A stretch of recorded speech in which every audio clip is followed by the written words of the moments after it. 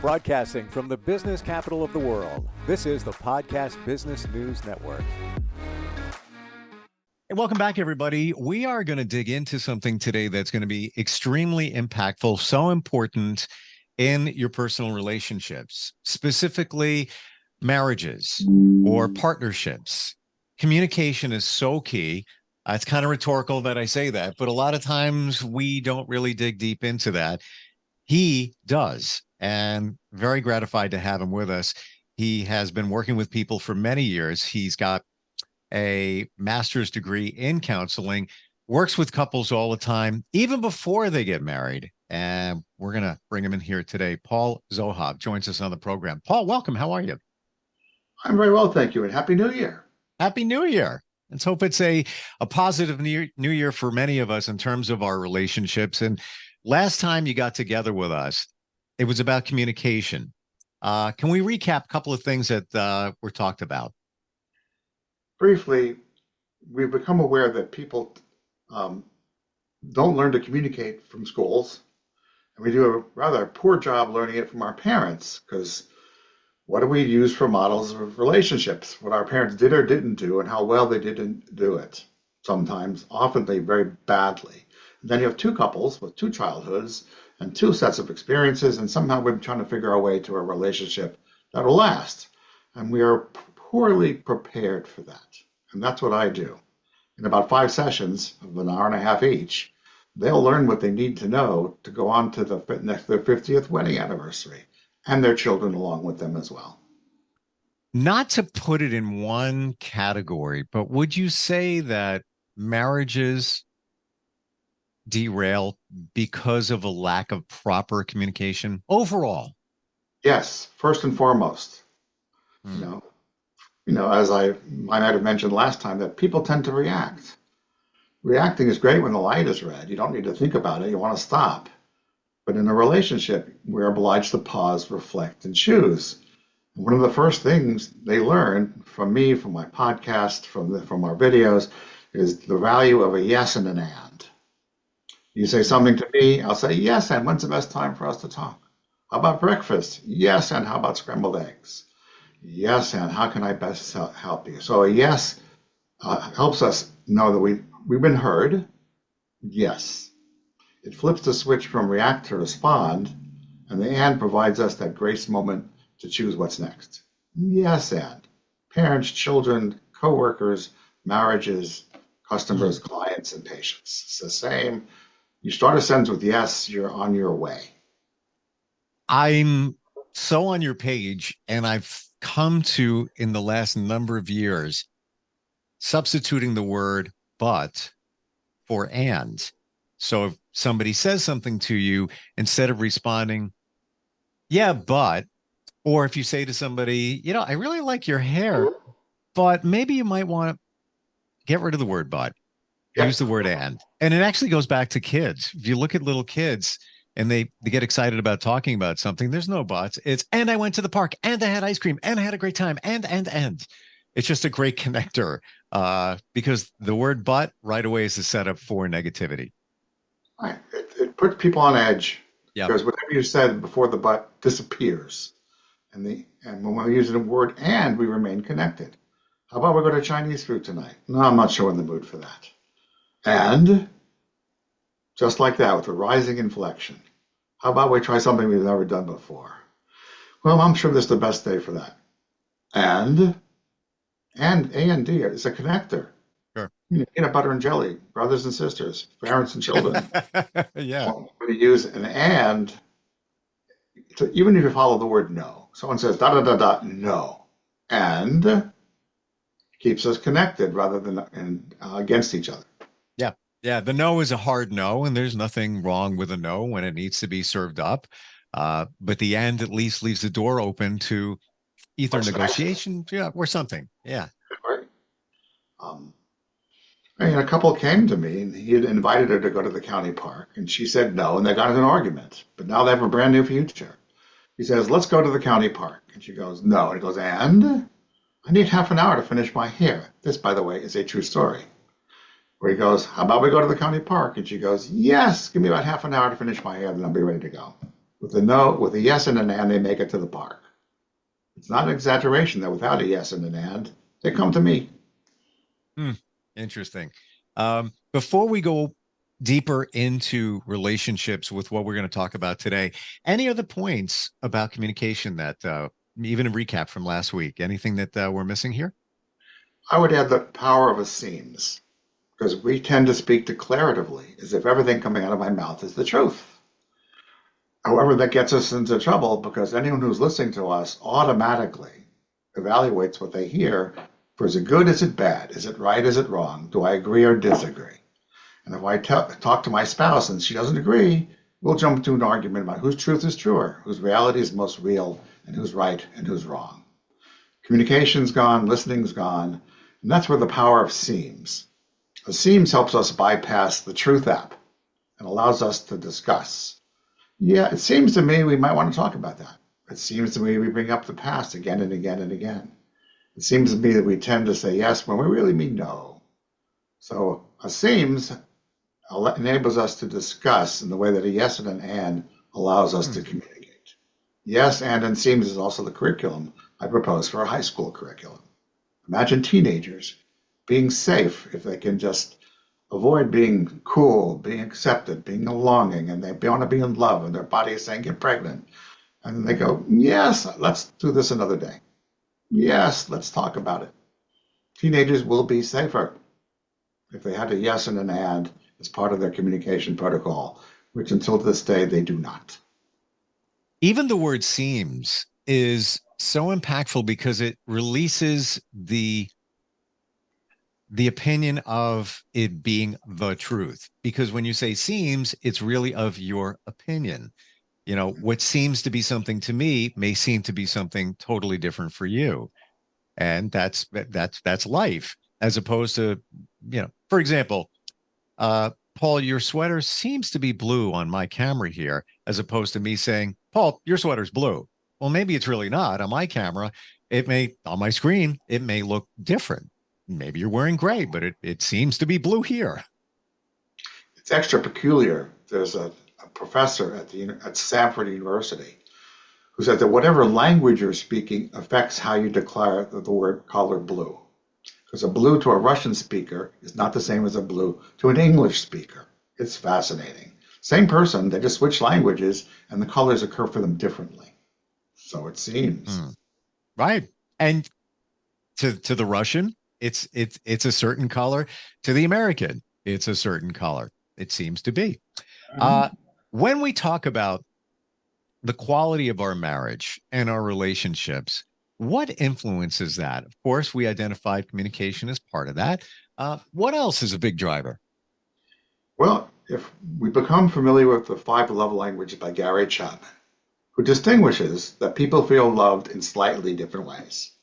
Five love languages, which is gifts, quality time, physical touch, words, acts of service, and words of affirmation. And you may be convinced that you're loving your spouse in the love language that works for you, but it may not necessarily work for them.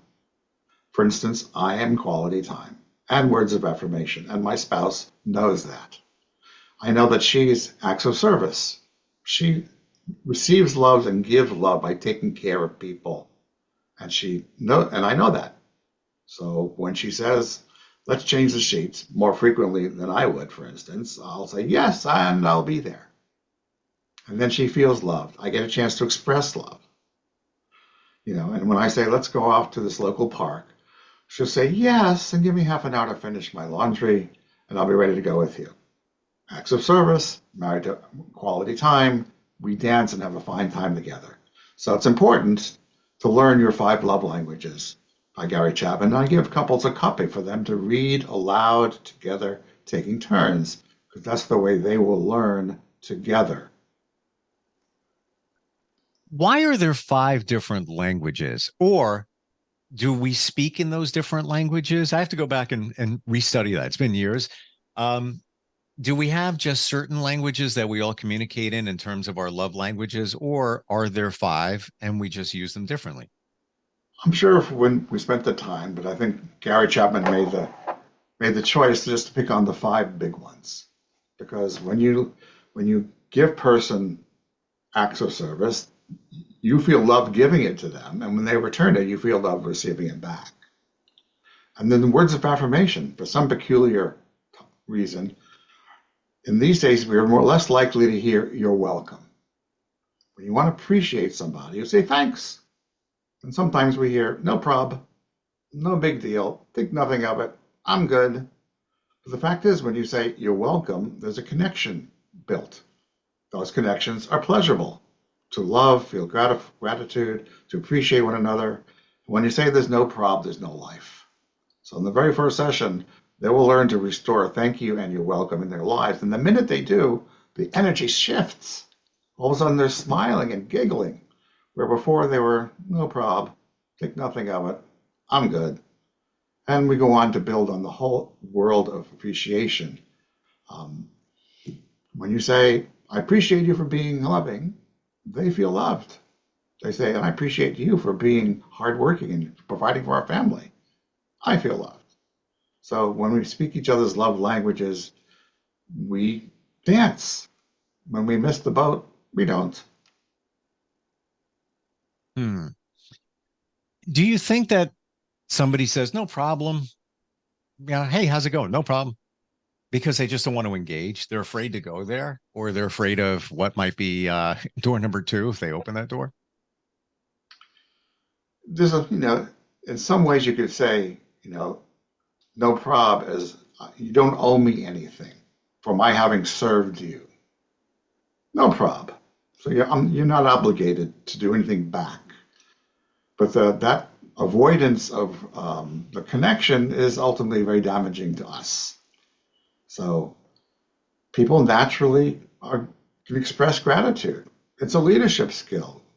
And there probably are more love languages and there are probably other ways of taking it. But after about 1,000 couples by this time, at least, as soon as they start "you're welcome," they start on a road to appreciating and being connected with each other. Hmm. Gary Chapman talks about keeping your love tank full, and appreciation is one of the ways you do it. I'm glad you bring that up because a lot of people minimize how impactful gratitude can be, appreciation can be, even in your own life. Even if you just factor your relationship out and just even keep a journal of the things that you're grateful for, it's been scientifically proven that that can, in a period of time, can really change your life. Your thoughts on that? Well, speak gratitude.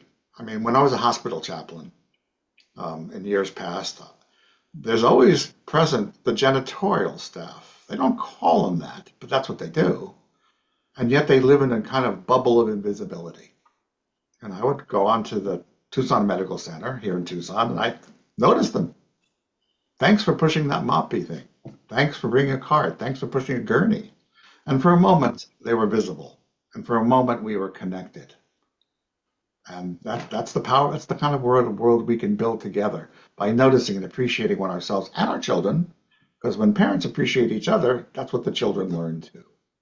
Gracious people are a gift. And it's easy as "thank you and you're welcome." Hmm.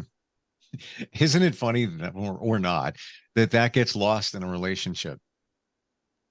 Well, our society seems to have lost something because when I was raised back in the way back when, we used to say "you're welcome" routinely. And yet I hear people say, "I'm more likely to say you're welcome to a stranger than at home." What's with that? Right. The other thing I point out to the children, to the couples, I send them to 16personalities.com and they take a version of the Myers-Briggs personality type indicator. And it oftentimes you'll learn 4 letters and 4 percentages, how your partner processes the world, broadly speaking. Some people are analyzed, figure it out first. That's what I do. Something happens and I figure out what's going on here and I make a plan and fulfill the plan. However, my spouse, she responds to the world with her emotions first. And if I'm not aware of that, our boat sinks.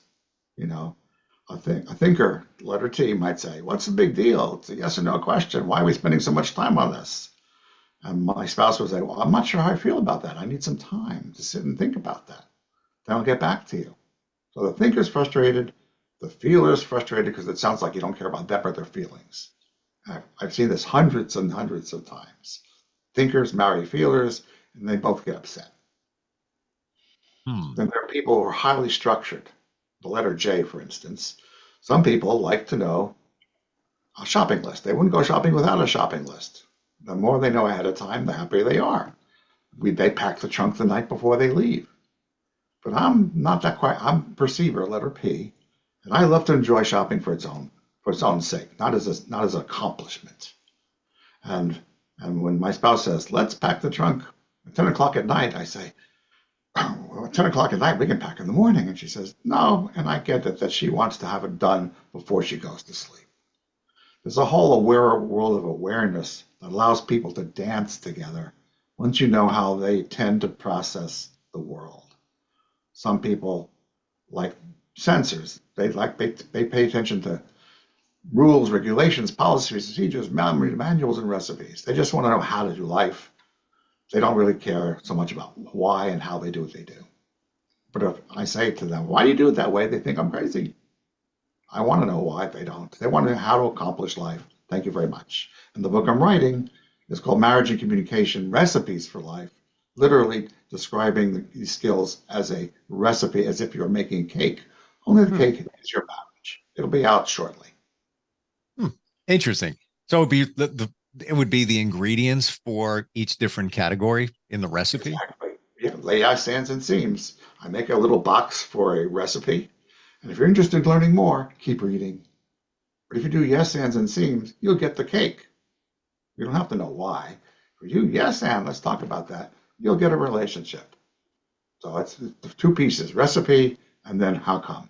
Um, Why, Paul, do you think that marriages fall apart after a number of years? Things seem good in the beginning, maybe there's a little bit of uh, challenge, and then 10, 15 years later, um, things start dissolving.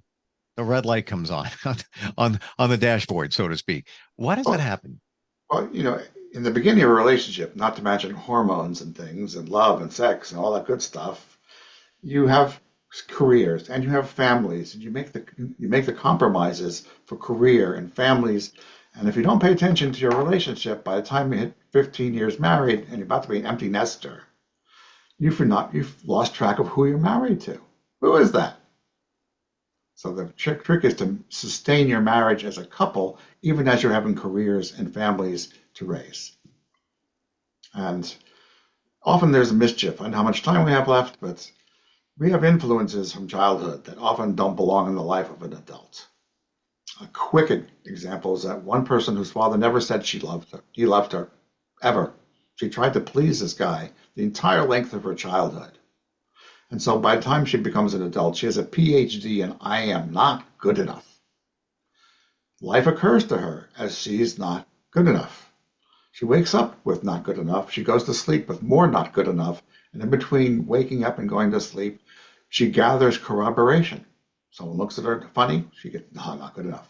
Her husband gets into an argument. I'm definitely not good enough.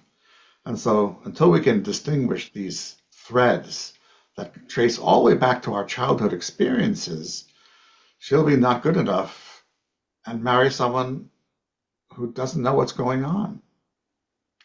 One couple, his family cheated on each other. Her family's cheating on each other. Her brother's cheating on her sister-in-law as we speak. And so her radar is set on cheat. She looks for cheating behavior. She looks for cheating hints. And God forbid he looks at a waitress for 5 seconds too long and kaboom. And he walks on eggshells around her because he never knows what's going to set her off. So until we can distinguish that, well, cheating is about to happen anytime now, just wait long enough, it'll happen. She's driven. Her life is influenced by looking for cheating. And she'll find evidence if she looks. Every one of us has this. My inner 5-year-old says, no one cares what I want, which is hard to give me a gift because I usually get it for myself at a time. So once you know your love languages, your personality types, and distinguish some of the influences left over from when you were 5 years old or younger, or previous marriages, we can move on together to have an adult relationship that lasts a lifetime. I promise it, I guarantee it. It is a lot of fun and not difficult whatsoever. And there's so much involved in here, even to your example of somebody suspecting that their partner is cheating. It's very possible that they came from a broken family and maybe felt that they were abandoned. So now they're worried again. Gonna happen again. Oh, I got to keep an eye on this one. Yeah, because I feel like I'm not good enough. Number one. Number two, there's abandonment issues. So I don't want that ever to happen again. So I got to keep my eye on my spouse there. There might not even be a reason for you Instead to of have it. living your life, you're living a life colored and shaped by your past, which really isn't living your life now. Sure, sure. But unknown to you, that is the challenge. Yeah, you may have known your parents got divorced when you were young. Maybe you have abandonment issues, but you don't even know you have them. They just show up in your adult life, which I'm sure is something that you can help somebody identify. In around the third or fourth session of the five, we will actually get a whole lot of freedom against these hitherto undistinguished influences. Because once you know what's going on, you can rewrite your future. We live in language. And when we can say, I used to, but now we can open up doors to whole brand new vistas of relationship.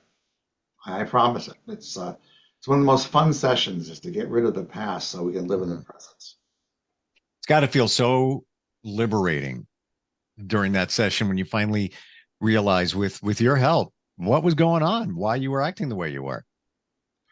I have lots of things to say. That's why it takes five sessions. But it's an incredibly enlivening ride. Couples walk in with less life, they walk out with more life. I guarantee it. Now you mentioned before, and we're gonna talk about in just a moment the sessions and the five, how that all works. But I want to go back to you mentioned cheating. When that happens in a relationship, it's often believed that, oh, well, the person's needs weren't being met, whether it's physical, emotional, whatever. Mhm. Yeah.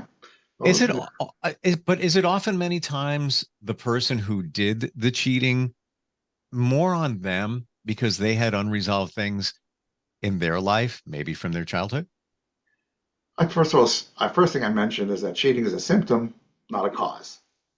So the question, the relevant is, what is the symptom of? And the realm of the five love languages, I find the most cheese, shall we say, because he calls me up one day. There's something wrong with my wife. And it turns out that he's been busy paying attention to his business. She wants to spend quality time. So she finds quality time with something else, somebody else. And then he notices that and calls me up.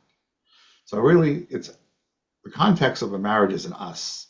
The language we choose, the behaviors we choose, the awareness of one another. We actually create a dashboard for marriage, much like the dashboard of a car. Something, you have a check engine light. You know what to do when you're driving down the road. But what do you do when you have a check engine light in your marriage?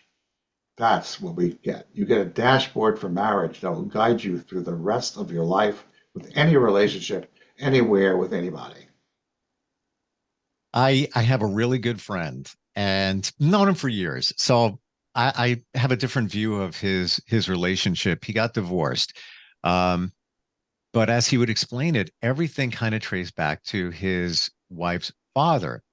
Left the family when they were very young. Um, then she got married to this guy, actually the second marriage. Things are okay. And then he discovered that she was cheating and she was estranged from her father. They eventually got back together again. She eventually, after they went to counseling, she eventually just said one day, I'm getting divorced. That's it. No sign coming.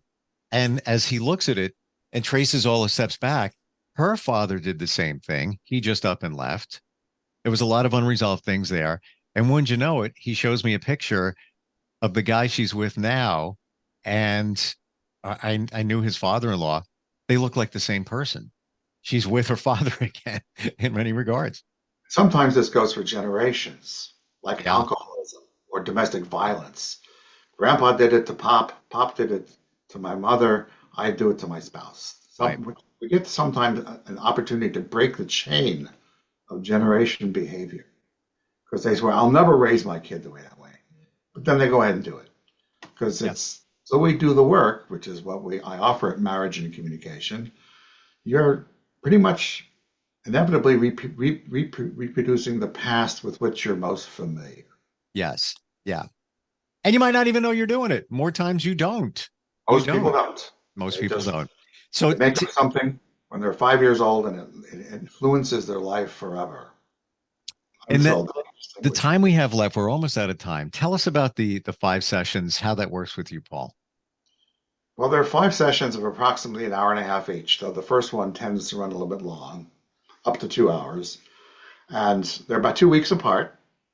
And in between the weeks, they download the behaviors of marriage communication. They get to install it and live it at home.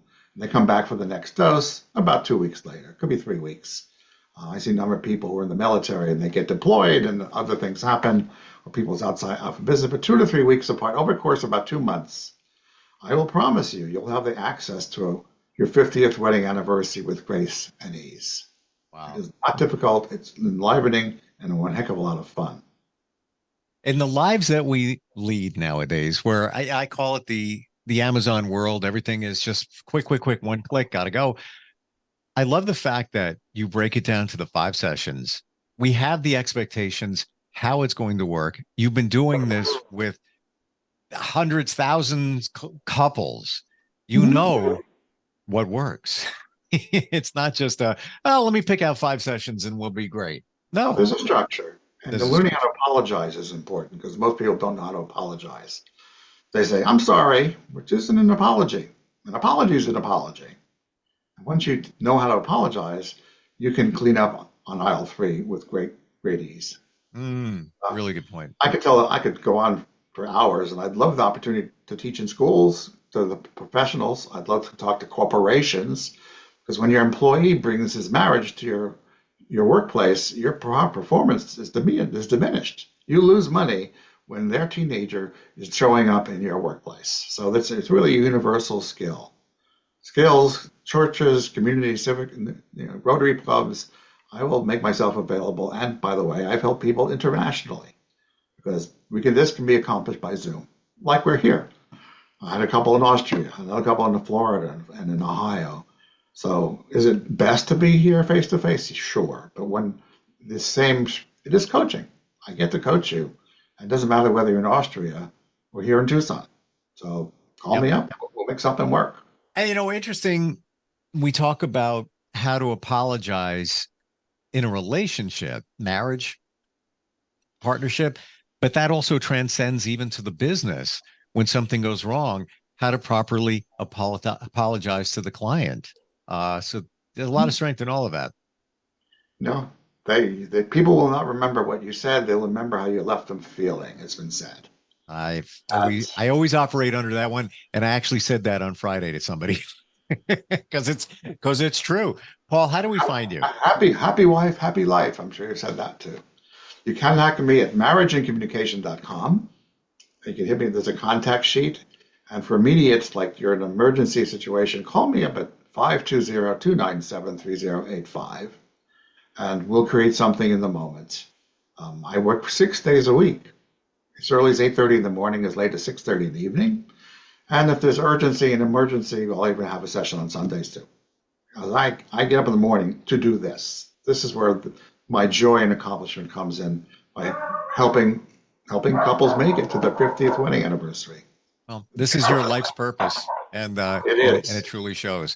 Paul, thanks for being with us. Truly appreciate it, and looking forward next time we get together. There's lots to talk about. Lots. Yeah. And call me. 520-297-3085. I promise to answer. And I'm in the mountain time zone. But even if you call me in the middle of the night, I'm likely to pick up anyways. Gotcha. Thanks again. Appreciate it. You're very welcome. Happy New Year again to everybody who's listening. Happy New Year. We're coming right back. Are you looking for even more of the podcasts and hosts that you love? The Podcast Business News Network is proud to announce that you now have even more ways to listen live. Check out the MyTuner Radio, online radio box, and Simple Radio apps on iOS and Android, or find us online. Search for Business News Network on mytuner-radio.com, or search Podcast Business News Network on streama.com and onlineradiobox.com/US. Take your podcast on the go and don't miss a minute of the action.